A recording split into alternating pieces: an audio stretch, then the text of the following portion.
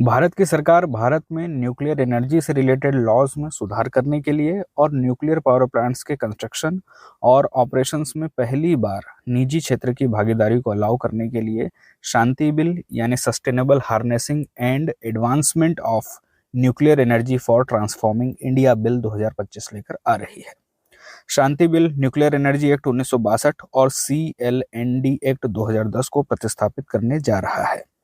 अभी तक nuclear energy से जुड़े सभी पहलुओं में सिर्फ सरकार का ही नियंत्रण था, लेकिन अब न्यूक्लियर पावर प्लांट्स के निर्माण और कंस्ट्रक्शन में निजी भागीदारी और साथ ही साथ विदेशी भागीदारी भी हो सकती है।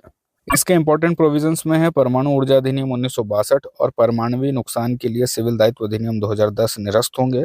दूसरा है निजी और 49% तक विदेशी भागीदारी हो सकती है, यानी इस सेक्टर में nuclear power corporation of India limited की मोनोपोली खत्म होने जा रही है।